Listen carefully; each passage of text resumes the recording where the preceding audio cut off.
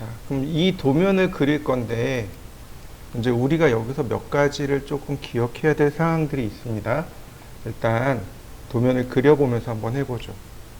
자, 제일 먼저 해야 될 건 레이어입니다. 자, 레이어를 만들어야죠.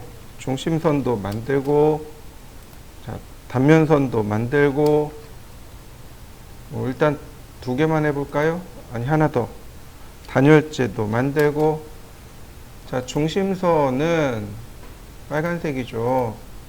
단열재는, 아니, 단면은 노란색이고, 단열재는, 자, 6번. 자, 로드.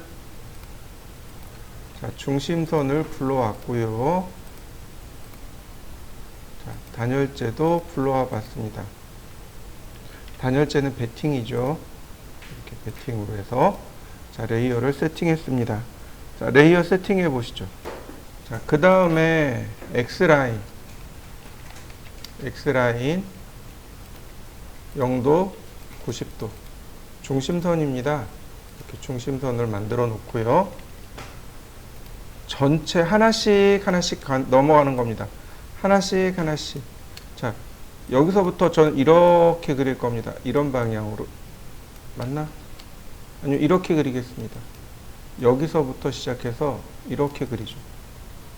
아니면 뭐 이렇게 그려도 상관은 없어요. 자, 이동하기. 자, 옵셋 4300.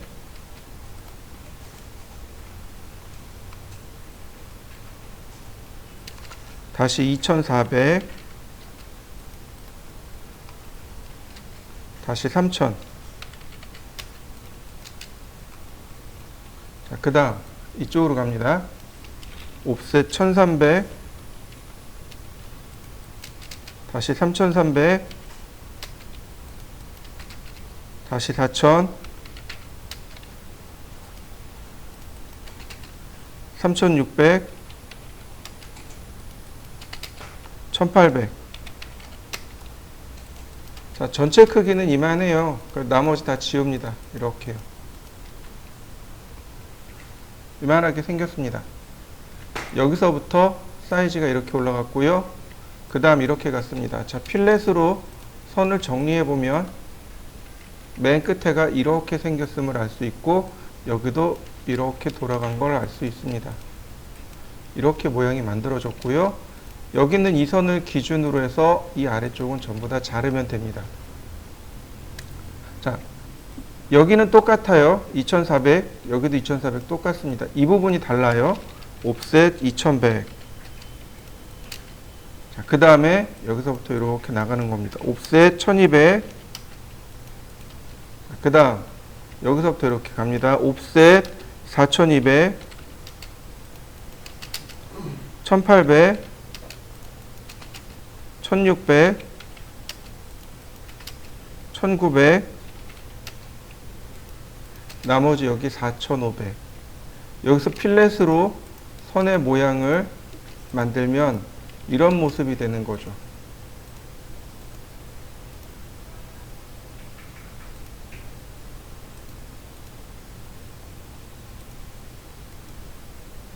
이런 모습이네요.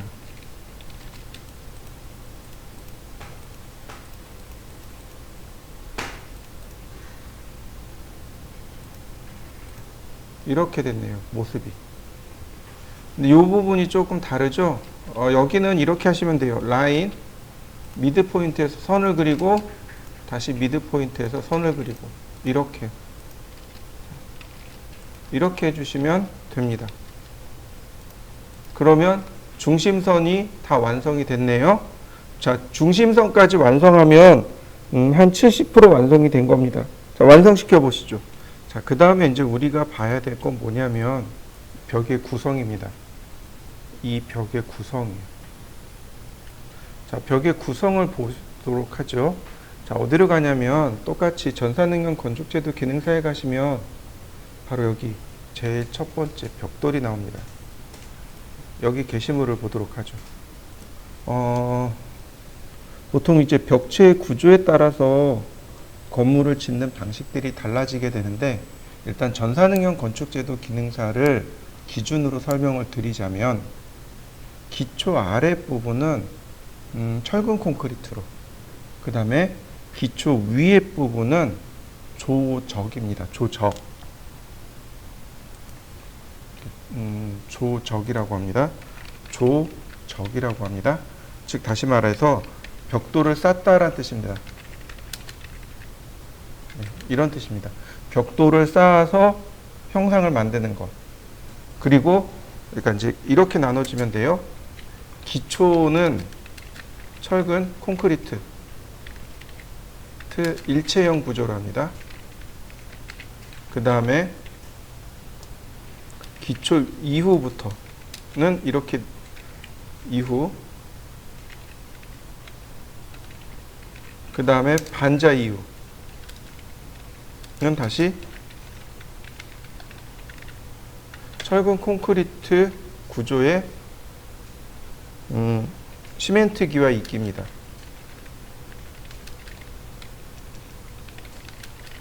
이렇게 돼요. 기본 구조가. 철근 콘크리트라고 하는 건 여러분들 철근은 아시죠? 철근을 다 이어서 그 구조를 만들고 그 다음 거푸집을 쌓고 그리고 그 속에다가 콘크리트를 붓는 거죠. 기초 이하는 이렇게 철근 콘크리트형으로 기초를 만들고 그 다음에 이제 우리가 사는 부분은 조적 벽돌을 쌓아서 만듭니다. 물론 요즘 이제 만드는 건축물은 경량 목구조,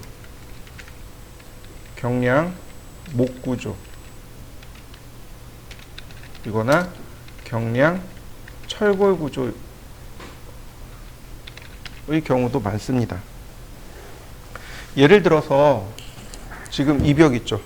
이 벽, 그죠? 이 벽 같은 경우가 경량 철골 구조입니다. 무슨 얘기냐면 경량 철골이라고 합니다. 지금 보면 저 위에는 철근이고 이 아래는 철골이죠. 차이가 뭘까요? 철근과 철골. 철근은 철을 근육처럼 만든 겁니다. 이해되시나요? 직경 20mm에서 25mm짜리 철근을 이제 만들어서 이렇게 모양을 짜가지고 조립을 해서 그 형상을 만들고 거푸집을 쌓고 그 위에 철근을 붓는 거고, 철골 구조는 뭐냐면 여러분들 혹시 H빔 들어보셨나요?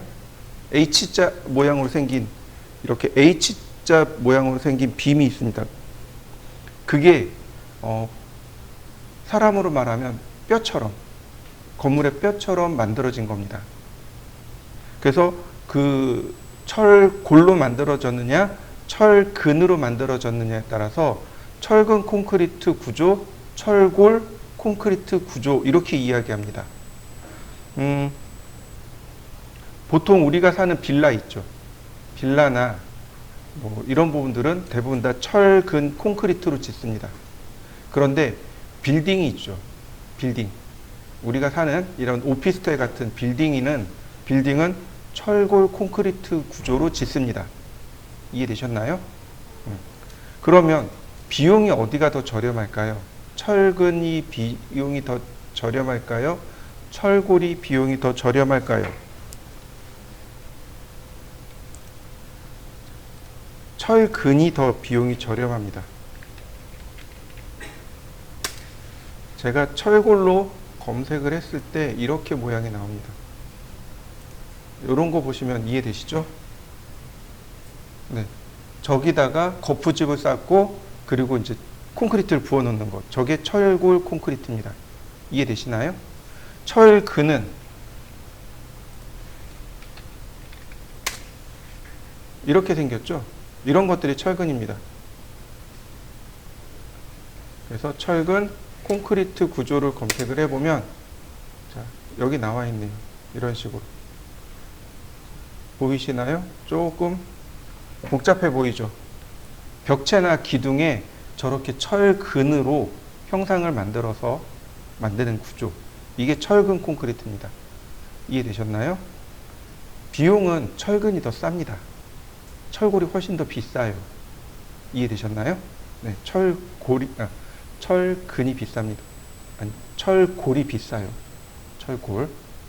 그래서 이런 빌딩은 다 철골로 짓습니다. 이해되셨나요? 철골이 훨씬 더 튼튼해요. 훨씬 더 튼튼하고 비용도 더 많이 들어가고. 보시면 이 벽 있죠. 지금 제가 이 벽. 여기가 기둥 있는 벽입니다. 이게 기둥벽이에요. 여기에 철골이 들어가 있는 거죠. 그리고 뭐 어딘가 또 이런 기둥이 저기 또 있을 거예요. 그죠? 저쪽 강의실 어딘가 또 있겠죠? 거기에 또 하나 있고.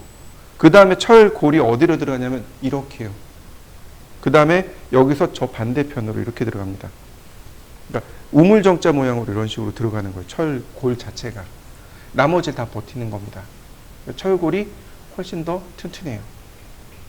아파트는 뭘로 지을까요? 철근일까요? 철골일까요? 옛날 아파트는 철근입니다. 옛날 아파트는 철근이에요. 그래서 옛날 아파트 그 베란다 확장하잖아요. 그러면 문제 생겨요. 철근이잖아요. 그죠? 철근이니까 어떻게 돼요? 하중이 이렇게 내려온단 말이에요. 근데 내가 확장한다고 여기 벽을 지워버리면 어떻게 돼요? 여기 하중이 없어지니까 벽이 무너져 버린단 말이죠. 그래서 평면도를 봐야 되는 이유가 그거예요. 그러니까 옛날 아파트는 아무거나 하면 안 돼요. 근데 요즘 아파트는 어떻게 짓냐면 철근과 철골을 합쳐서 짓습니다. 그래서 그 요즘 아파트들은 어때요?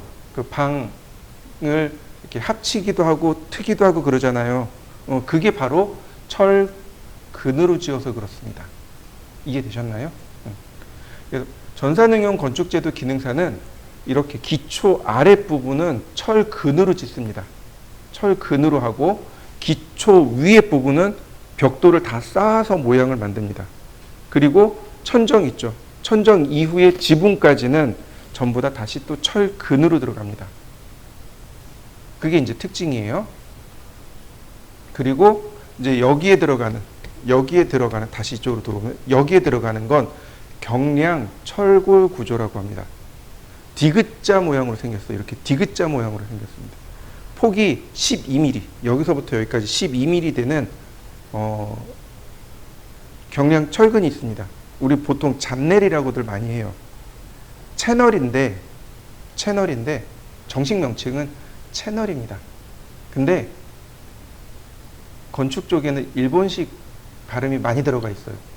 그러니까 일본식 발음으로 채널이라는 발음이 안 돼요. 그래서 그걸 뭐라고 부르냐면 잔네르라고 부릅니다. 잔넬 혹은 잔네르 이렇게 불러요. 정식 명칭은 채널입니다. 채널을 이렇게 디귿자 모양을 이렇게 세워요. 그러니까 이쪽에다 놓고 이쪽에다 하나 놓고 그리고 석고보드를 여기다 받고 여기다 받고 이해되시나요? 그렇게 해서 모양을 만드는 겁니다. 근데 더 웃긴 거는요. 경량 목구조 똑같아요. 자, 보시죠. 다시 이쪽으로 돌아서 그러면 이제 벽돌을 쌓는다 그랬잖아요. 그러면 벽돌은 크기가 얼마일까요? 여기 보시면은 표준 벽돌, 재래형 벽돌 이렇게 돼 있는데 재래형은 몰라도 돼요. 재래형은 나중에 천천히 외우시면 되고 표준 벽돌을 외우셔야 됩니다. 이 표준 벽돌은 시험에 많이 나와요. 특히 전산응용 건축제도 기능사 필기 시험에 많이 나오니까 외워도 돼요. 길이가 190mm고요. 너비가 90이고요. 두께가 57mm입니다. 190에 90에 57 이렇게 됩니다. 쉽게 이렇게 외우는 경우도 많아요. 190에 90에 57 대신에 60 이렇게 외우는 경우도 많고 또 약식으로 이렇게 씁니다. 200에 100에 70 이렇게 쓰는 경우도 있습니다. 이해되셨나요? 왜 10mm씩 더 키웠을까요? 줄눈이요. 줄눈. 벽돌을 쌓게 되면 중간에 시멘트 넣죠. 줄눈 들어가죠. 근데 그 줄눈을 얼마를 넣어요? 10mm를 넣습니다.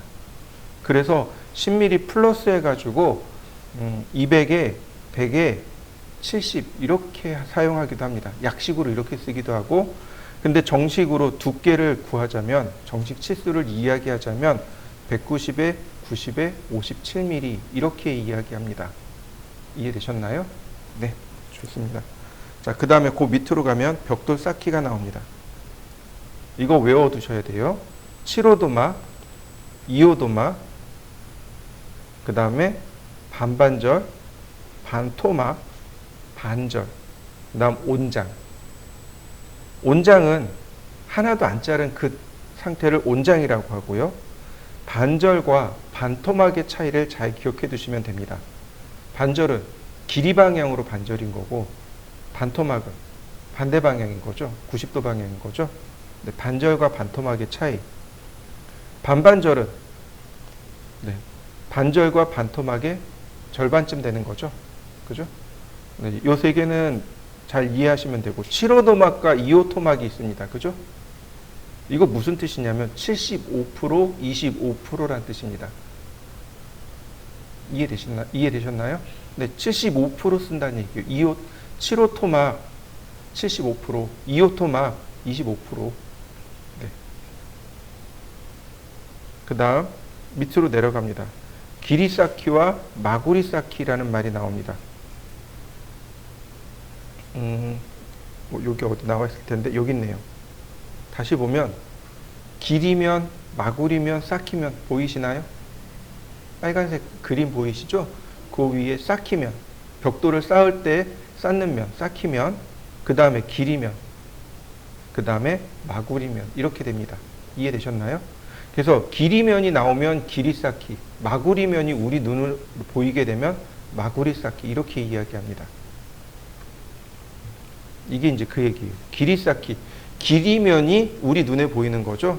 마구리면이 우리 눈에 보이는 거죠. 네, 길이 쌓기와 마구리 쌓기. 그 다음에 밑으로 내려가면 그림 보이시죠? 요게 영식 쌓기. 그 다음에 얘는 화란식 쌓기.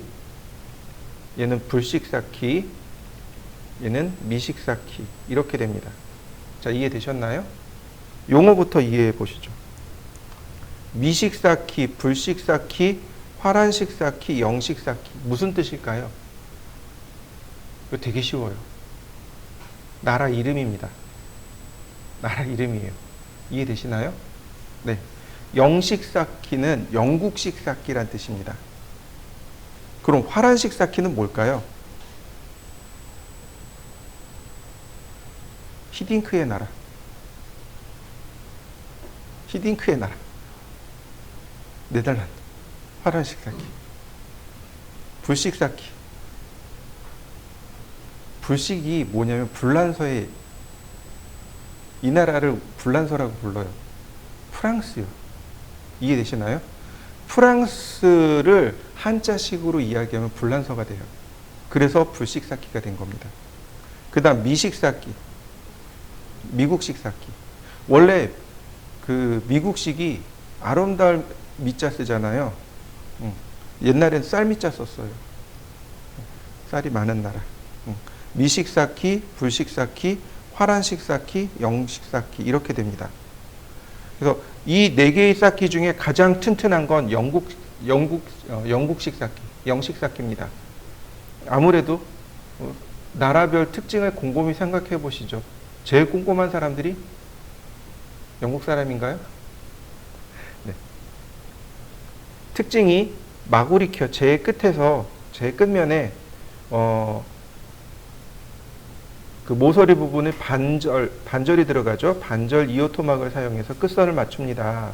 라고 돼 있고, 화란식 쌓기. 네. 화란식 쌓기는 되게 실용적인 거죠. 그래서 이제 길이켜에서 끝에 보면 이제 모서리가 튼튼하고 가장 많이 사용하고 7호 토막을 사용하고 시공이 가장 간편하고 뭐 이런 내용. 네. 실용적이란 얘기죠. 자, 불식 쌓기. 가장 예쁘죠? 네, 미술의 나라죠? 네. 단점은 통줄눈이 많이 생깁니다. 라고 되어 있습니다. 미식 쌓기. 네. 여기는 또 공학적인 거죠? 네. 그래서 이렇게 네 가지 쌓는 방식이 있습니다. 라고 기억하시면 되겠습니다. 자, 밑으로 내려가 볼까요? 지금 보시면 단면입니다. 단면. 단면이에요. 단면이, 그러니까 벽의 단면이 90mm짜리가 있고 190mm짜리가 있고 그 다음에 90에 190이 붙어 있죠. 이렇게 세 종류가 나옵니다. 제일 왼쪽에 단면이 90mm짜리를 뭐라고 부르냐면 0.5B 쌓기라고 합니다. 0.5 숫자로 그대로 쓰시면 돼요. 이렇게 0.5B 쌓기. B가 블록의 약자입니다. 벽돌이란 뜻이에요. 벽돌 절반씩 쌓기란 뜻이고 그 다음에 중간에 있는 건 1.0B 쌓기. 1B 쌓기라고도 하고 1.0B 쌓기라고도 합니다. 그 다음에 제일 오른쪽은 어떻게 돼요? 1B와 0.5B가 같이 붙어 있죠.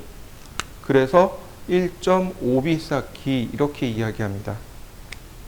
2B 쌓기도 있습니다. 자, 이해되셨나요? 그럼 아래쪽에 내려가면 제일 왼쪽에 보시면 90mm, 그 다음 120mm, 90mm 이렇게 들어가 있죠. 이 120mm가 단열재입니다. 단열재가 120mm가 들어가 있는 거죠. 이렇게 단열재가 들어가 있는 걸 이렇게 부릅니다. 1.0B 공간벽 쌓기.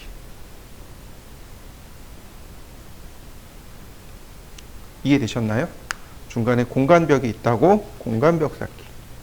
그럼 중간에 있는 건 0.5B의 1B죠. 그러니까 1.5B 공간벽 쌓기. 제일 오른쪽에 있는 건 2B, 2.0B 공간벽 쌓기. 이해되셨나요? 네. 이 중에 실제 우리가 사용하는 벽돌은 저 중간에 있는 겁니다. 1.5B 공간벽 쌓기가 우리가 사용하는 벽면이 됩니다. 안쪽에 실내 쪽이죠. 실내 측이 1B 쌓기를 합니다. 이 벽돌, 여러분들 옛날 집 있죠? 옛날 집 이 벽돌 있죠? 여기가 1B 쌓기입니다. 200mm예요. 200mm. 이해되셨나요? 옛날 집은 이 벽면 자체가 200mm입니다. 그러니까 다시 말해서 200mm짜리 벽돌을 쌓아서 집을 구조를 다 만들고 그 다음에 외벽이죠. 외부죠. 외부에 있는 부분들은 다시 120mm짜리 단열재를 받고 그 다음에 0.5B, 100mm짜리 마감벽을 쌓는 겁니다. 이게 전산응용 건축제도 기능사에서 말하는 벽돌의 크기입니다. 이해되셨나요? 보통 우리가 벽돌이라고 그러니까 벽면이라고 하면 바로 얘를 뜻합니다. 바로 얘가 일반 벽면입니다. 여기 과제물을 보면 여기 있네요. 안쪽에 보이시죠? 벽체 부분은 전부 다 200mm가 되는 겁니다. 그리고 중간에 공간이 있죠. 이 공간은 단열재입니다. 자, 다시요. 자, 이렇게 보면 될 겁니다. 요 벽의 두께가 얼마예요? 200mm가 되는 거죠. 그리고 여기도 200mm가 되는 거고, 근데 중간에 공간이 있죠. 이렇게. 이게 단열재인 거죠. 단열재 두께가 얼마요? 120mm요. 그 다음에 단열재 바깥쪽으로 약간의 벽 틈이 있죠. 그죠? 이게 얼마라고요? 100mm요. 이해되셨나요? 그러니까 외벽 같은 경우 200, 120, 100 그러면 420mm 맞나요? 네, 420mm. 이 안쪽은 실내 쪽은 그냥 200mm.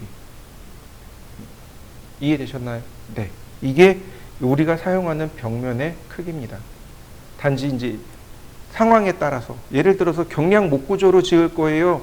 경량 철골 구조입니다. 그러면 벽 두께가 달라지겠죠. 그죠? 예를 들어서 경량 철구조예요. 아니 경량 철구조로 지을 겁니다. 그럼 실내 측에 있는 벽면의 두께가 어떻게 돼요? 기본 120이죠. 그죠? 제가 120이라고 그랬죠? 그 다음에 이제 석고보드를 한 장 치면 140, 두 장 치면 160. 이해되시나요? 석고보드를 몇 장을 칠 건지, 석고보드를 여기다가 몇 장을 할 건지에 따라서 140이 될 건지 160이 될 건지 결정이 되겠죠. 그 다음에 단열재 같은 경우도 마찬가지예요. 건축법에서는 120mm가 제일 얇은 거예요. 120mm 이상 써라라고 돼 있는데 조건이 있겠죠. 그죠? 추위가 혹은 더위가 어느 정도까지 버틸 수 있는 그 두께를 120mm로 잡아놨단 말이에요. 근데 이 120mm보다 얇으면서 그러니까 성능이 똑같은 단열재들이 있을 거 아니에요. 그죠? 그럼 어떻게 돼요? 저 단열재 두께가 얇아지는 거죠. 시험이니까 120mm짜리 표준을 쓰는 거고, 근데 실무에서는 더 얇아질 수 있어요. 50mm짜리나 80mm짜리 써요. 이해되시나요? 그 다음에 바깥쪽으로 지금 100mm 적벽돌 쌓기가 돼 있잖아요. 적벽돌을 쌓을 수도 있고 대리석으로 마감할 수도 있고, 그죠? 여러 가지 마감할 수 있단 말이죠. 그거에 따라서 벽 두께가 달라집니다. 보통 한 300mm 정도 써요. 300보다 작아지진 않더라고요. 이해되셨나요? 네. 그럼 10분 쉬었다 하죠. 자, 그 다음에 이제 우리가 또 살펴봐야 될 게 뭐냐면 바로 이 벽 중심선의 위치요. 중심선의 위치. 자, 중심선의 위치가 어디 있나요? 지금 그리다시피 1번은 벽 전체의 중간에 그린 거고 2번은 여기 나와 있는 과제물처럼 그린 겁니다. 원래 정석은 1번입니다. 이해되셨나요? 정석대로 그리세요 라고 하면 1번입니다. 벽 전체의 중심선을 그리는 게 원래 정석입니다. 그런데 건축법이 바뀌었어요. 건축법이 바뀌어서 이렇게 중간에 구조물 있죠. 여기가 힘을 받는 겁니다. 여기가 힘을 받는, 여기는 중심선을 그어도 된다라고 건축법규가 바뀌었습니다. 그 시험에 두 가지가 다 나와요. 두 가지가 다 나옵니다. 이해되셨나요? 네, 두 가지 다 나와요. 왜냐하면 건축법규가 바뀌었으니까 1번을 원칙으로 하되 2번도 허용합니다. 그러니까 둘 다 되는 거잖아요. 네, 둘 다 돼요. 둘 다 됩니다. 이해되셨나요? 그러면 1번이 좋을까요? 2번이 좋을까요? 사실상 2번이 좋아요. 왜 2번이 좋냐면 실제로 건축 면적이 늘어나요. 우리가 건축의 면적을 재는 건 중심선에서 중심선까지예요. 이해되시죠? 그런데 자, 1번 같은 경우는 어떻게 돼요? 중심에서 이 벽의 중심에서 긋잖아요. 근데 2번은 어떻게 돼요? 2번은 단열재 중심, 기준 200mm짜리 벽에서 중심이 되잖아요. 그죠? 그러면 실내 우리가 사용하는 공간이 어떻게 돼요? 2번이 조금 더 넓어지는 거죠. 그래서 실제로 실무에서는 2번을 더 많이 써요. 조금 더 넓어지거든요. 공간 자체가 2번이 넓어져요. 근데 FM대로 그리는 사람도 많아요. 그래서 1번을 쓰는 데도 많고, 그 다음 조금 요령 피워서 2번 쓰는 데도 많습니다. 그러니까 여러분들이 취업을 나가게 되면 어떻게 그리는지 도면을 눈여겨보셔야 돼요. 아, 여기는 정석대로 1번으로 그리는구나. 아, 여기는 그냥 요령 있게 2번으로 그리는구나. 이렇게 판단하신 다음 거기에 맞추셔야 됩니다. 근데 도저히 모르겠다 그러면 일단 1번으로 그리세요. 왜요? 1번이 원칙이었으니까.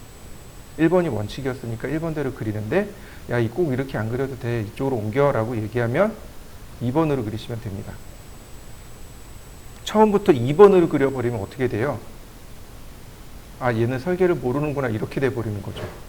그러니까 원리 원칙대로 그리는 연습을 좀 하시고, 그리고 나서 이제 응용하시는 게 좋습니다. 어쨌든 얘는 2번이죠. 그러니까 우리도 똑같이 2번으로 그릴 겁니다. 자, 벽 두께 이해되시죠? 그죠? 자, 그러면 보세요. 자, 옵셋 100mm.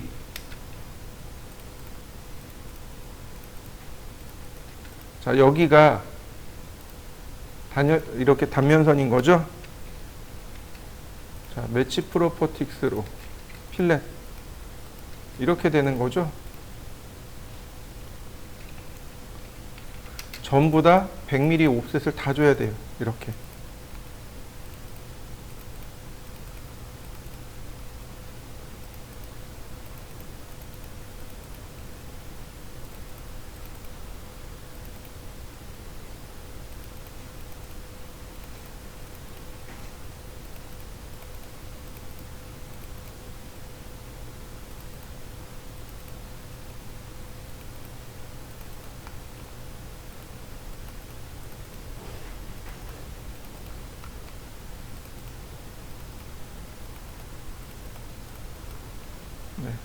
전부 다 이렇게 줄 3개가 되는 거죠. 자, 매치 프로퍼틱스로 선 구별을 좀 해보자고요.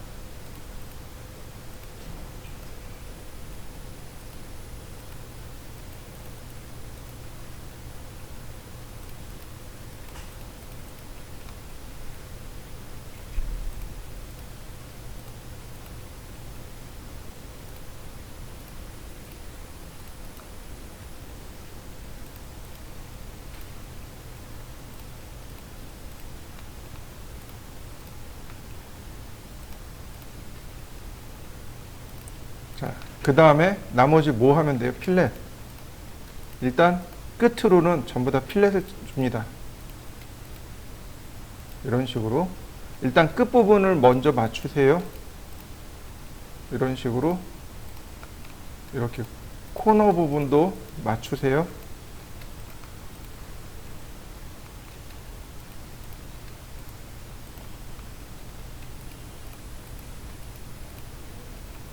이렇게 코너 부분, 이렇게 끝부분.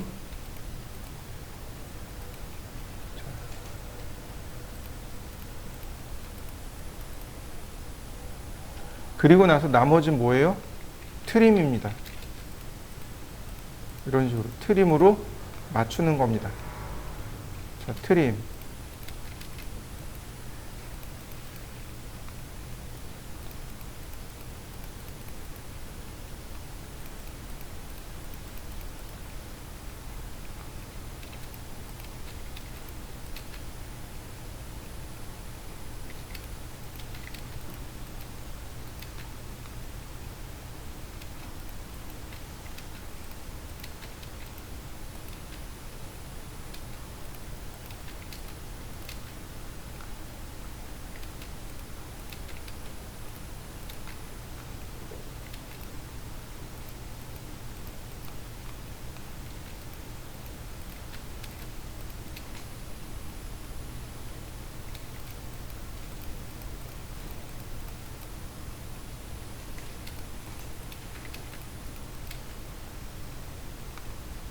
네, 그러면 일단 모양이 이렇게 만들어지죠. 네, 딱 요 모양이 됩니다. 여기까지 해보시죠. 자, 그 다음에는 이제 단열재가 나가는 거죠. 단열재가 120mm입니다. 이렇게. 단열재를 그려주시면 돼요.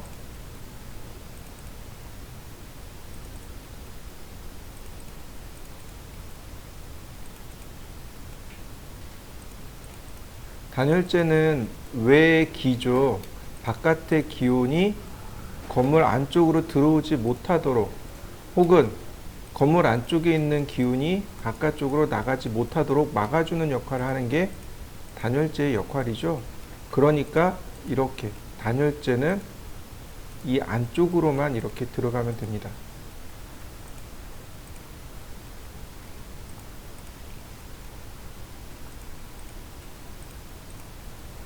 그럼 이 안쪽에는 단열재가 들어갈 필요가 있나요?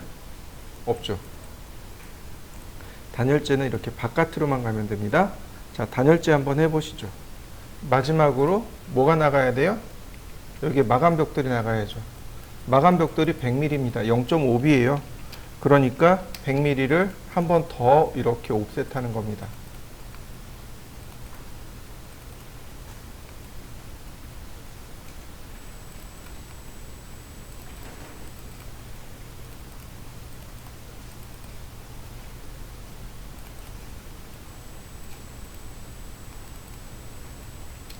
나머지 역시 또 필렛으로 마감하시면 돼요.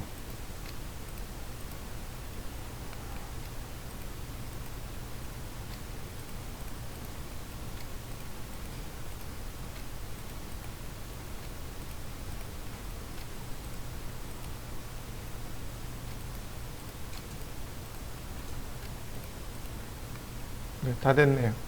자, 여기까지 해보시죠. 자, 그 다음에 다시 이쪽으로 들어갑니다.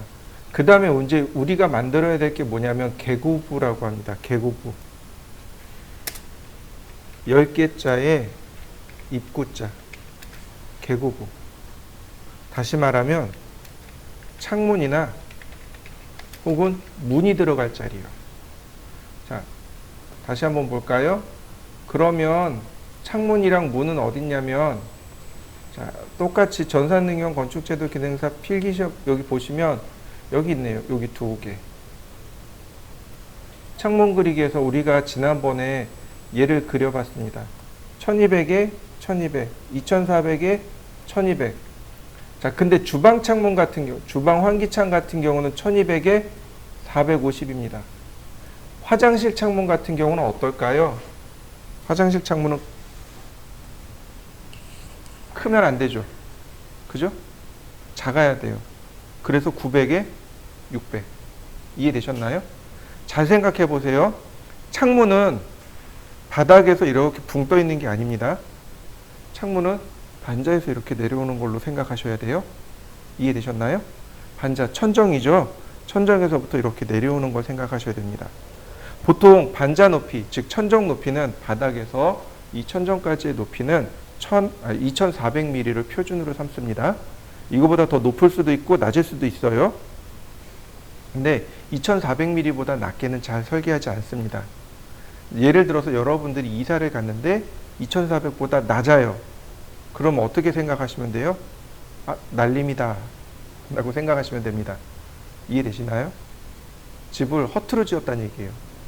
그러니까 집주인, 이 건축주나 집주인이 자재비 빼먹었다고 생각하시면 돼요. 생각해 보세요.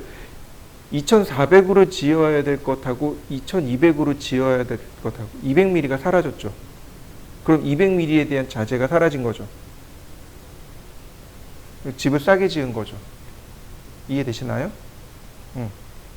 예전에 제가 살던 집이 그랬어요. 제가 살던 집이 그랬어요. 딱 했는데 천정이 닿더라고요. 천정이 닿는데 왜 닿지? 그리고 자료 재봤어요. 2200, 2300 그렇더라고요. 이제 기억이 안 나는데 원래 2400에서 그 이상 되는 게 좋은 거거든요. 왜냐하면 생각해 보세요. 2400이면 좀 집이 답답하다는 느낌이 들 텐데 요즘 아파트는 어때요? 이렇게 쭉 올라가 있잖아요. 그러니까 집이 커 보이잖아요. 근데 2400, 2200이면 어떻게 돼요? 천정이 낮으니까 집이 좁아 보이는 거죠.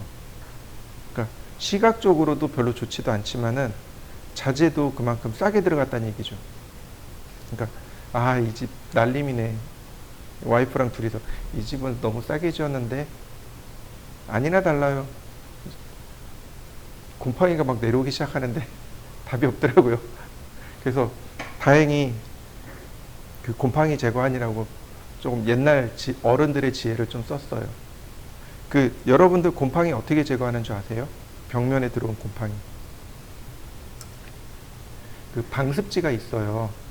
방습지를 발라요. 그리고 실크 벽지를 바르면 돼요.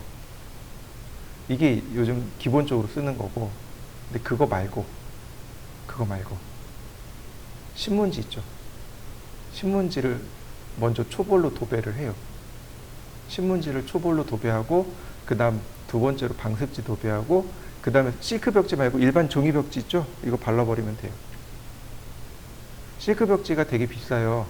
그래서 실크 벽지는 많이 못 쓰거든요. 근데 일반 벽지 많이 써요. 종이 벽지. 근데 종이 벽지는 곰팡이 많이 올라오죠.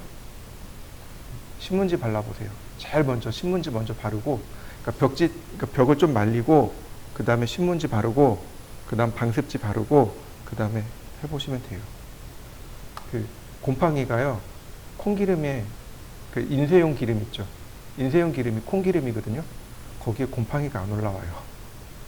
그래서 저 어렸을 때 어른들이 어렸을 때 이사하고 나서 신문지로 바닥하고 벽을 먼저 싹 도배를 해요. 그리고 그 다음에 도배를 했었거든요. 그래서 그 기억에 나가지고 신문지로 먼저 한번 해보자 그러고 와이프랑 신문지 막 구에다가 이제 도배해놨더니 안 올라오더라고요. 나중에 인터넷에 읽어보니까 그 인쇄용 기름에 그 곰팡이가 안 올라온다 그러더라고요. 어쨌든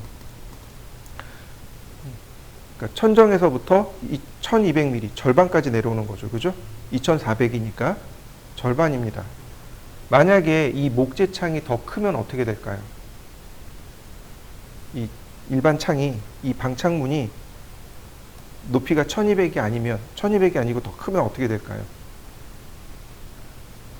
사생활이 보호가 안 돼요. 지금 저희가 살고 있는 집이 통창이에요. 통창입니다. 옷을 갈아입을 때마다 민망히 죽을 것 같아요. 밖에서 보이면 어떡하나. 다행히 요즘 아파트들은 이게 서로 안 보이게끔 이렇게 해놨으니까 크게 지장은 없죠. 그럼에도 불구하고 늘 불안한 거예요. 항상 옷 갈아입을 때 커튼 닫혀야 돼요. 이 창이 또 작으면 어떻게 될까요? 반대로 채광이 안 좋아요. 제가 저희 집에서 자면요, 새벽 5시에 일어나요. 5시에 일어나요. 눈으로 햇볕이 직격으로 때려요. 5시에. 창문이 크니까 창문이 전창이라 그랬잖아요. 자다가 한 4시 50분, 5시면 딱 떠요. 눈이 밝아가지고 잠을 못 자요. 창이 크면 채광이 좋아요. 환기가 좋습니다. 근데 반대로 사생활 보호가 안 돼요. 그리고 저처럼 잠을 못 자요. 근데 반대로 또 이 창문이 작으면 어때요?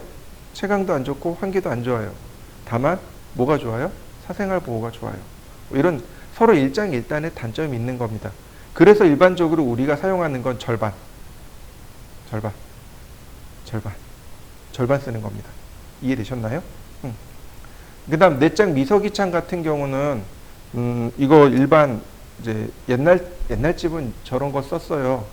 창문 큰 거 썼어요. 근데 보통 이 내장 미서기창 같은 경우는 어디 쓸까요? 거실창이요. 거실창에 요즘 3짝짜리 많이 쓰죠?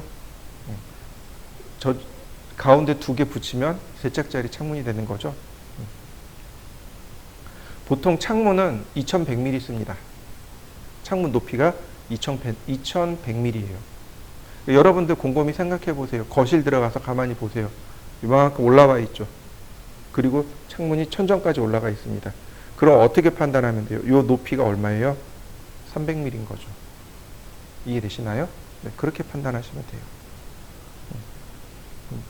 화장실 창이 천정에서 이만큼 내려와 있죠. 600mm. 그 다음 주방 환기창입니다.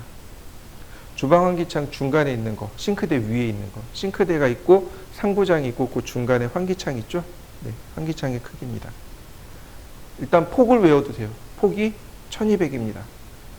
제일 첫 번째 주방 방창문 있죠. 1200이죠.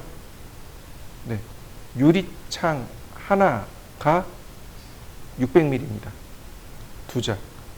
이해되셨나요? 600mm. 기본적으로 여러분들이 계산할 때 600mm를 놓고 계산하시면 됩니다. 그래서 평면도를 볼 때 4장 있어요? 그러면 6, 4, 24, 2400mm. 2장 있어요? 1200mm. 이해되셨나요?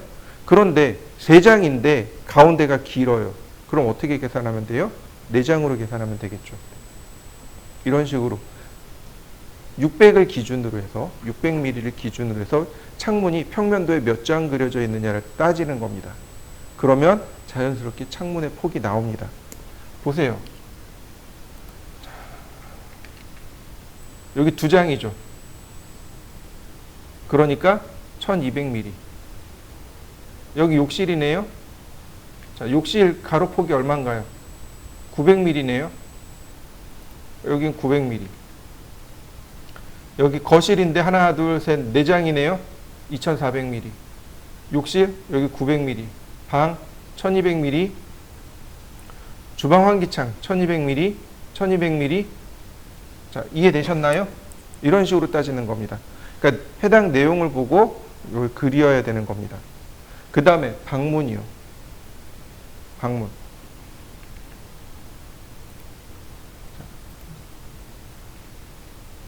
여기가 방문이죠. 자, 900에 2100. 900에 2100. 아까 유리창 최대 높이가 얼마라 그랬나요? 거실 유리창 최고 높이 2100이라 그랬죠. 여기도 똑같이 2100. 이해되셨나요? 자, 이 문의 폭은 조금 이해를 하셔야 돼요. 뭘 어떻게 이해를 해야 되냐면 휴먼 스케일에 대해서 조금 이해를 하셔야 됩니다. 휴먼 스케일. 제가 언제 얘기를 했었냐면 한자, 두자, 자라는 단위와 1피트, 2피트 할 때 사람을 기준으로 합니다 라고 제가 설명을 드렸을 겁니다. 기억나시나요? 자, 왜 목재문은 아니 문의 폭은 900mm가 되었을까요? 왜 900mm를 썼을까요? 단지 세자라서? 세자면 300mm, 3, 3은 900mm니까? 단지 세자라서? 아니요, 그렇게 보시면 안 돼요. 이거 휴먼 스케일로 보셔야 됩니다. 인체공학적으로 보셔야 돼요. 이해되셨나요? 네. 자, 다시 보시죠. 여기는 안 들어가 있는데, 자, 이렇게 보시죠. 여러분들 장롱 있죠? 장롱. 그죠? 장이라 그러잖아요. 그죠? 옷걸이 같은 거. 이 깊이가 얼마일까요? 폭은 900mm예요. 장롱, 일반 장롱 폭이 900mm입니다.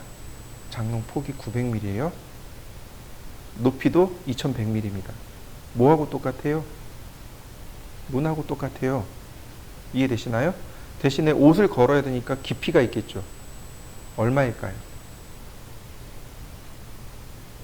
얼마일까요? 제가 인체공학적으로 생각하라 그랬어요. 그죠? 옷을 걸어야 된다고 생각해. 옷을 걸어야죠. 그죠? 옷걸이가 걸려야 되는 거죠. 옷걸이가 뭘 대신하는 거예요? 이 어깨를 대신하는 거죠. 그죠? 그 사람의 이 어깨 폭이 얼마일까요? 600mm요. 이해되셨나요? 물론 600이 어깨 깡패일 때가 600인 거고 보통 600보단 조금 작아요. 한 550 정도 돼요. 그러니까 장롱의 그 깊이는 얼마가 되면 돼요? 550에서 600으로 설계하시면 됩니다. 이해되셨나요? 자, 다시 봅니다.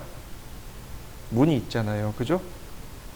그러니까 문이 이렇게 있으면 사람이 이렇게 지나갈 거 아니에요. 그죠?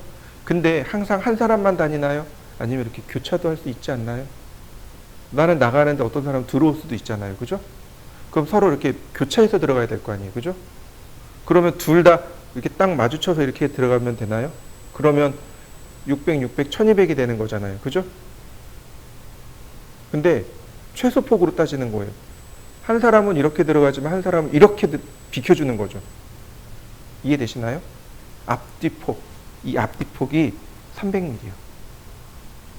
이해되셨나요? 그래서 900이 된 겁니다. 그래서 900인 거예요. 사람의 기본 어깨폭에 플러스 앞뒤폭. 그래서 900mm. 이해되셨죠? 그럼 이걸 응용하면 예를 들어서 여러분들이 사무 공간을 설계를 할 겁니다.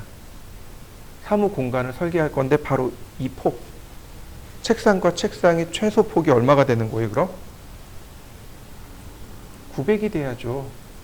이해되시나요? 공간이 도저히 안 돼요. 그럼 얼마? 600. 600 이하로 내려가면 사람이 못 다니는 거죠. 옆으로 다녀야 되는 거죠. 최소한 사람이 똑바로 다니려면 600mm가 돼야 사람이 똑바로 다니는 거고, 또 사람이 마주쳐 오는 걸 비껴가려면 900이 돼야 되는 거죠. 이해되셨나요? 여러분들 집 설계할 때 복도 폭을 얼마로 주면 되나요? 많이 빼면 안 되겠죠. 그죠? 보통 1m 줘요. 1000mm 줍니다. 복도 폭을. 1000mm 줘요. 그래야 여유가 있으니까. 그래서 아파트 같은 거 설계할 때 이제 현관문에서 들어와서 이렇게 복도를 통해서 거실로 들어간단 말이죠. 그럼 이 복도 폭이 1m, 1000mm예요. 1000mm. 이러한 이유로 설계를 그렇게 합니다. 이해되셨나요? 사람을 기준으로 해서 설계를 하는 겁니다. 여러분들이 앉아있는 의자의 높이는 얼마일까요? 사람을 기준으로 한다 그랬잖아요. 그죠? 그러면 발바닥에서부터 무릎뼈 높이까지, 그게 의자의 높이가 되는 거죠. 이해되셨나요? 그게 얼마냐면 450이요. 450. 그럼 의자의 이 폭 있죠. 넓이. 우리가 엉덩이 대고 앉는 의자의 이 크기는 얼마일까요? 보통 사람의 엉덩이가 되겠죠. 그죠? 엉덩이 표면적이 되겠죠. 450에 400. 400에 450. 이해되시나요? 네. 그럼 사람의 앉은 키는 얼마나 될까요? 사람의 앉은 키는 대략 900mm 정도 나와요. 이해되셨나요? 그렇게요. 자, 그러면 여러분들이 앉아있는 책상의 높이는 얼마일까요? 내가 앉아있는 의자의 허벅지 높이를 더하면 되죠. 그죠? 네. 보통 이 책상의 높이, 우리가 밥을 먹는 식탁의 높이, 책상의 높이는 700mm입니다. 700mm. 이해되시죠? 그럼 이 폭은요? 이거는 그냥 300mm 단위로 끊어진다고 보시면 돼요. 이해되시죠? 자, 보세요. 600mm죠. 4인용 의자라고 생각해 보시죠.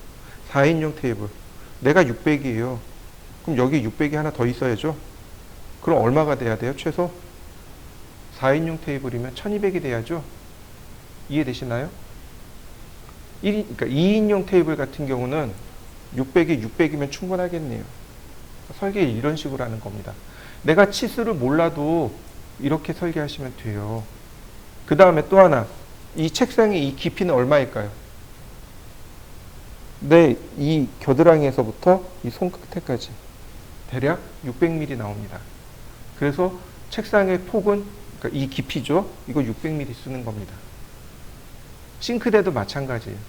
싱크대도 똑같이 그렇게 씁니다. 이해되셨나요? 싱크대 높이만 조금 달라요. 싱크대 높이는 남성을 기준으로 한 게 아니고 여성을 기준으로 한 겁니다. 850이요. 자, 왜 850이냐면 이렇게 보시면 돼요.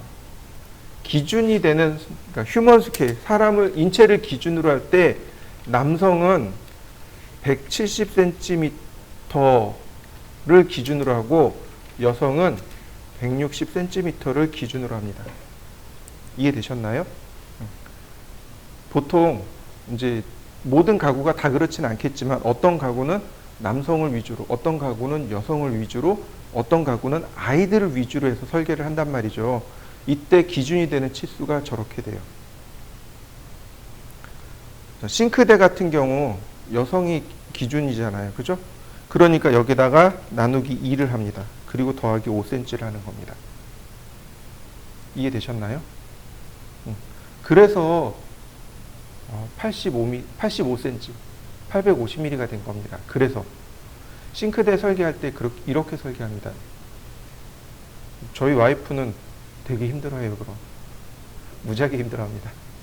저보다 크거든요. 저보다 커요. 와이프 소원이 힐 신는 걸 소원을 하고 있습니다. 힐 딱 신으면 저보다 이만큼. 그러니까 싱크대에서 설거지하면 허리 아프다 그래요. 맨날. 잘 생각해 보세요. 요즘은 어때요? 키들이 다 커졌잖아요. 그죠? 그러니까 싱크대 설거지 하려고 그러면 허리가 아픈 거예요. 안 맞으니까. 근데 다행인 건 요즘 나오는 아파트들은 그 싱크대가 조금 높아요. 조금 높아요. 근데 옛날 구형 아파트들은 싱크대가 낮아요. 만약에 여러분들이 인테리어를 해줄 거예요. 그러면 은근슬쩍 물어봐서 싱크대 크기를 키워버리면 어떤가요? 설거지하기 편하겠죠. 그죠? 그런 것도 센스에 들어가겠네요. 자, 이런 내용들이 여기 있습니다.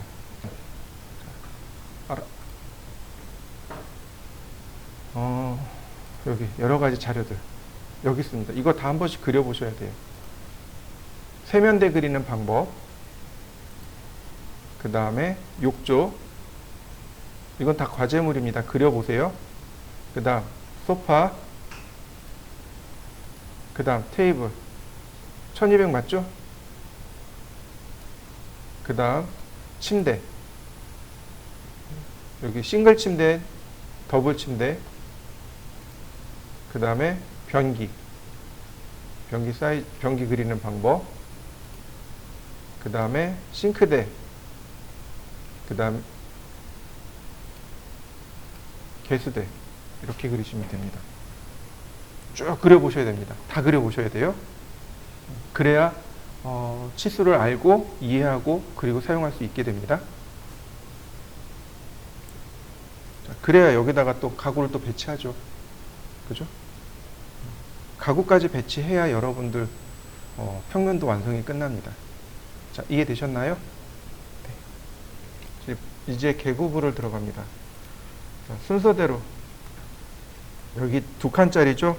그러니까 라인을 그리고 옵셋 600. 그 다음 트림으로 잘라냅니다. 이런 모습이 되는 거죠. 600mm, 1200mm죠. 600, 600, 1200. 자, 여긴 900입니다. 라인 옵셋 900 나누기 2 트림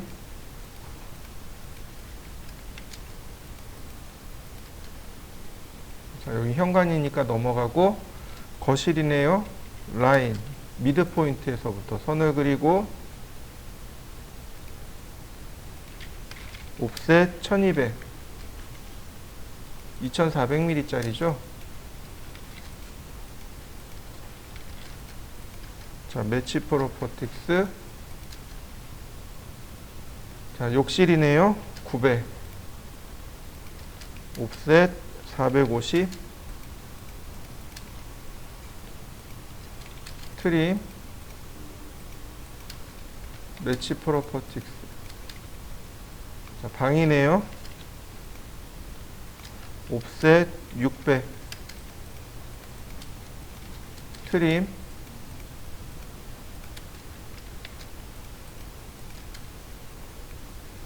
자, 주방인데 일단 넘어갑니다. 방이네요. 옵셋 600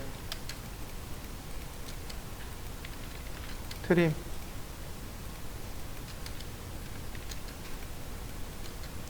그러면 기본적인 계구부가 완성이 되었습니다. 자, 한번 해보시죠. 이제 우리가 이제 마무리해야 될 게 여기서 마무리하는 게 아니고 이 부분을 마무리해야 됩니다. 단열재죠. 자, 이 끝선에서 안쪽으로 이렇게 100mm를 옵셋합니다. 이렇게요.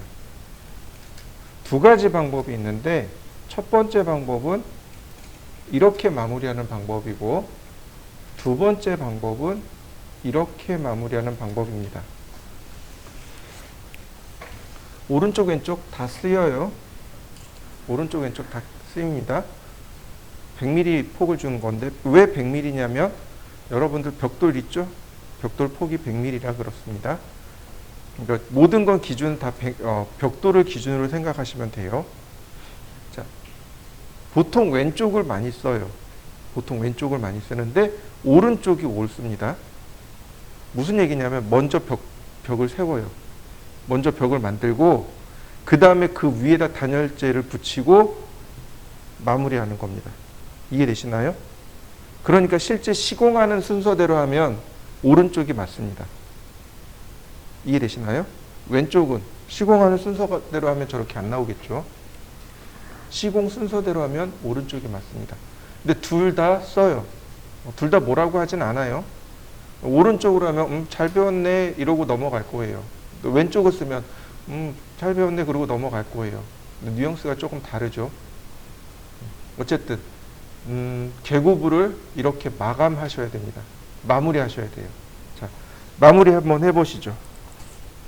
어느 쪽이든 상관없습니다. 먼저 100mm를 옵셋합니다. 이렇게 100mm 옵셋하고 트림으로 잘라나가면 됩니다. 오른쪽이든 왼쪽이든 상관없어요. 100mm 트림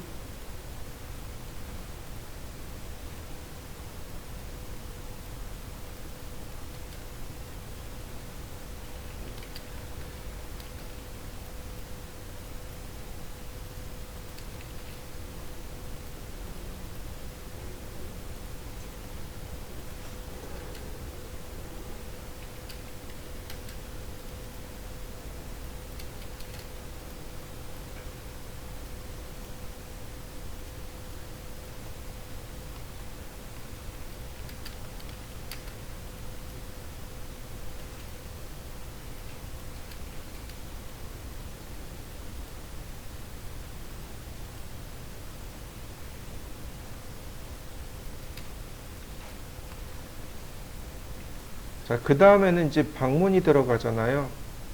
자, 방문은 아까 설명드렸다시피 900mm였습니다. 자, 보시면 이거 아니고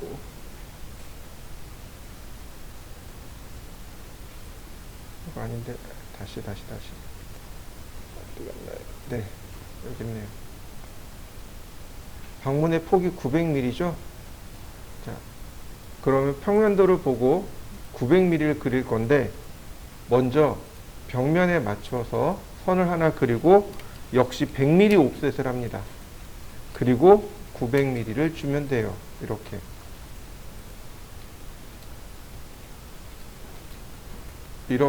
열면 됩니다. 여러분 집에 가서 가만히 보세요. 방문이 벽에 딱 붙어 있지 않습니다. 약간 떨어져 있어요. 그 떨어진 거리가 얼마냐? 100mm입니다. 여기서부터 100mm 띄워놓고 생각하는 겁니다. 자, 거실, 여기 욕실이죠? 역시 마찬가지 100mm입니다. 옵셋 100mm. 다시 한번 900mm. 보통 욕실문 같은 경우는 800mm짜리 많이 사용해요. 근데 우리는 그냥 다 900mm로 갈 겁니다. 여기도 마찬가지 라인, 선을 긋고 옵셋 100mm, 다시 한번 900mm 이렇게요.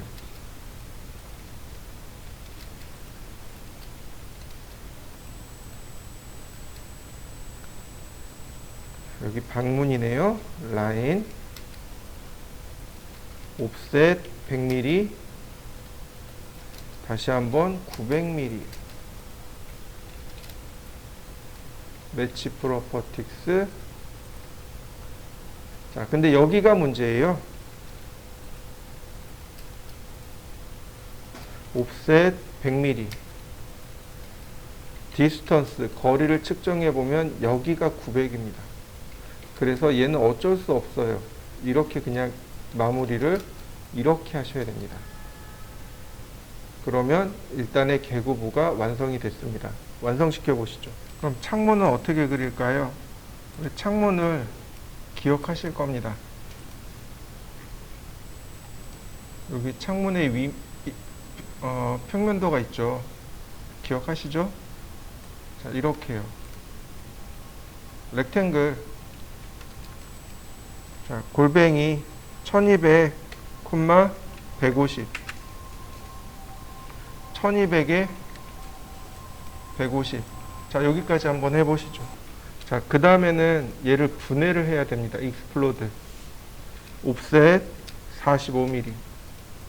이 45mm는 뭐예요? 틀이죠. 창틀. 창틀이 45mm입니다. 자, 라인.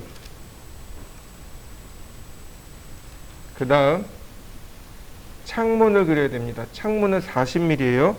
옵셋 40mm.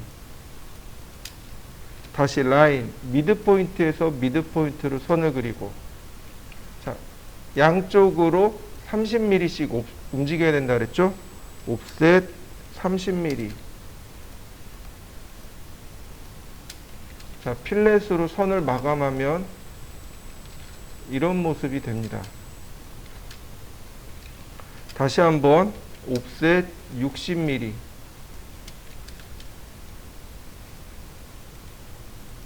다시 한번 미드포인트에서 미드포인트로 선을 그리면, 자, 모양 완성된 거 보이시나요? 자, 다시 봅니다. 똑같은 내용이지만, 자, 이렇게도 그릴 수 있습니다. 이렇게요. 1대 30 이하에서는 이렇게 그리고요. 1대 40부터는 창문을 이렇게 그립니다. 약식으로 그리는 거죠. 40mm가 1mm입니다. 즉, 이 선이 1mm짜리 선으로 그려지기 때문에 내용이 안 보이게 돼요. 그래서 1대 40 이상 되는 도면에서는 이렇게 그리고 그 이하 도면에서는 이렇게 그립니다. 자, 한번 그려보시죠. 자, 그러면 얘를 어떻게 하면 돼요? 카피. 여기다가 하나 다시 한번 여기다 하나. 이렇게 두 개가 복제되면 되는 거죠. 자, 그런데 정확하게는 이쪽은 목재 창이 아니고 스틸 창입니다. 알루미늄 스틸 창인데, 자, 이동하기. 자, 15mm. 자, 선 연장하기. 이렇게. 마찬가지. 이동하기 15mm. 자, 연장하기. 이런 모습이 됩니다. 스테인리스 스틸이라든지 혹은 스틸 창 같은 경우 이렇게 폭이 작아요. 그래서 이럴 때는 이렇게 주시면 됩니다. 자, 한번 완성시켜 보시죠. 계속 카피하는 거죠. 카피.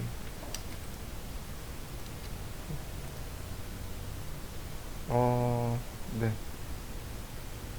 자, 그 다음에 미러. 이동하기. 다시 카피하기. 또 어디 있을까요? 없네요. 자, 클릭하고 로테이트. 이동하기.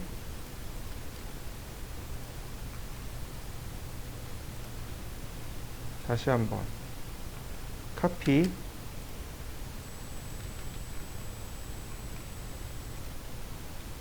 자, 여기가 900mm입니다. 여기 1200이고요. 그러면 이쪽으로 300mm씩 가면 되나요? 스트레치 300. 다시 한번 300. 이동하기. 업. 이런 언두. 디스턴스 900.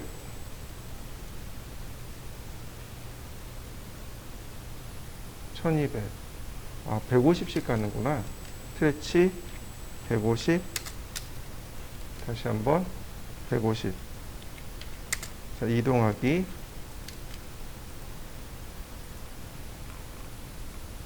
다시 이쪽도 마찬가지. 카피. 스트레치 150. 150. 이동하기. 그러면 이제 기본적으로 됐고, 자, 이쪽은 어쩔 수 없습니다. 새로 그리셔야 돼요. 골뱅이 2400, 150 분해하고 옵셋 45mm. 자, 라인 이렇게 중간에서 선을 그립니다.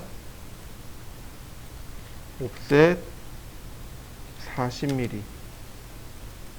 자, 라인 미드 포인트에서 옵셋 30mm. 나머지 필렛 트림. 그러면 절반이 이렇게 모양 만들어진 거 보이시죠? 네, 이거 미러 하는 겁니다. 이렇게 미러를 하면 네, 만들어집니다. 자, 카피.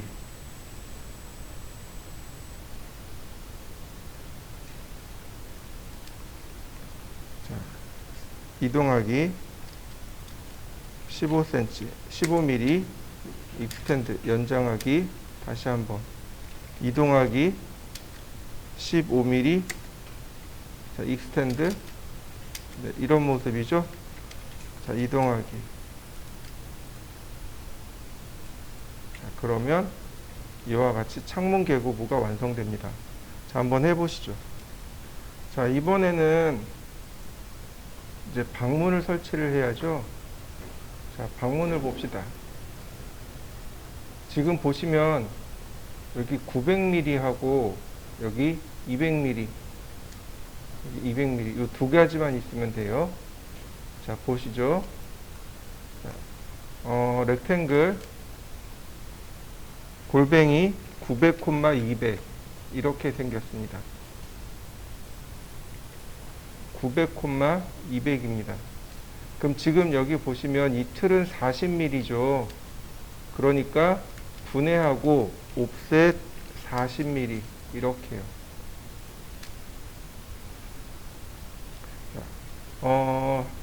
이 부분에 이렇게 10mm씩 들어가요. 지금 여기 보시면 35mm, 그 다음에 여기 8mm, 여기 10mm 이렇게 되어 있습니다. 무슨 얘기냐면 이렇게 생긴 겁니다. 옵셋 35mm, 옵셋 10mm 이렇게요. 그럼 필렛으로 문지방을 표현한 겁니다. 이렇게.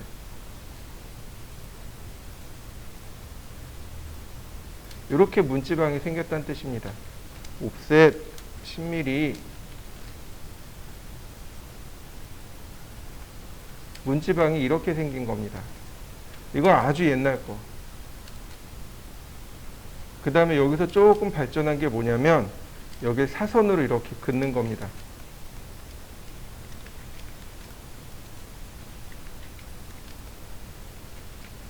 트림 지우고 다시 라인. 네. 이렇게 한쪽만 쓰는 겁니다. 이쪽은 문을 쓰고 이쪽은 사선으로 만드는 겁니다. 이렇게 지금 보다시피. 그러면 그 다음에 이제 요즘 거는 어떻게 하느냐, 여기를 지우시면 돼요. 요즘 겁니다. 요즘 건 문지방이 없는 거죠. 네, 이게 문지방이에요. 이게 문지방이고 여기가 문인방입니다. 아, 인방 아닌데 설주. 여기가 문설주고 여기가 지방입니다. 요즘은 이렇게 문설주만 존재하죠. 지방이 없는. 자, 이렇게 세 가지를 한번 쭉 그려보시죠. 자, 마지막으로 이렇게 하시면 됩니다. 여기다 렉탱글을 그리고 이렇게 렉탱글을 그리고 로테이트. 여기가 기준입니다. 그래서 여기 기준으로 해서 이렇게 90도를 로테이트 하면 됩니다. 다시 한번 볼까요? 렉탱글, 그 다음 로테이트. 이렇게. 여기서 끝나는 게 아니고요. 홀을 그리셔야 됩니다. 시작, 중심, 끝, 혹은 시작, 끝, 접선 방향. 이런 식으로. 시작, 끝, 접선 방향, 혹은 시작, 중심, 끝. 이렇게요. 시작점은 여기고, 여기. 중심점은 여기고, 끝점이 여기가 되는 거죠. 이런 식으로. 다시 볼까요? 시작점, 끝점, 접선 방향. 그리고 나서 얘는 가상선이기 때문에 이와 같이 중심선으로 바꿔줍니다. 이렇게. 자, 여기까지 해보시죠. 그리고 나서 나머지는 이제 적당히 복사해서 붙여넣기를 하는 거죠. 자, 지금 같은 경우는 문이 이쪽으로 들어와야 되겠죠. 그죠? 그러니까 얘를 로테이트 하면 안 되고 밀어. 자, 그 다음에 로테이트. 자, 이렇게 로테이트 90도. 그 다음 이동하기. 자, 이와 같이 가져다 놓으면 되겠고요. 자, 카피. 다시 한번 복제.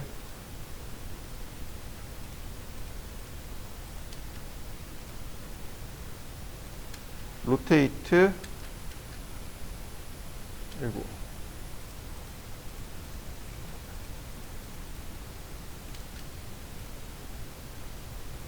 그러면 여기는 완성됐고요.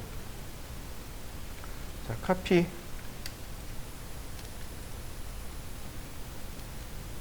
얘 로테이트 하면 되겠네요.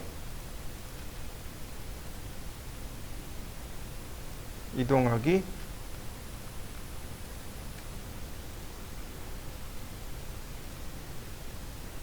자, 이쪽에 문이 있고 이쪽에 문이 있고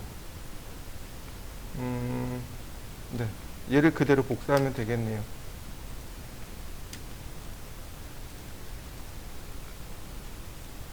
로테이트 이동하기. 다시 한번 카피. 그러면 이렇게 방문까지 전부 다 완성이 됐네요. 자, 완성시켜 보시죠.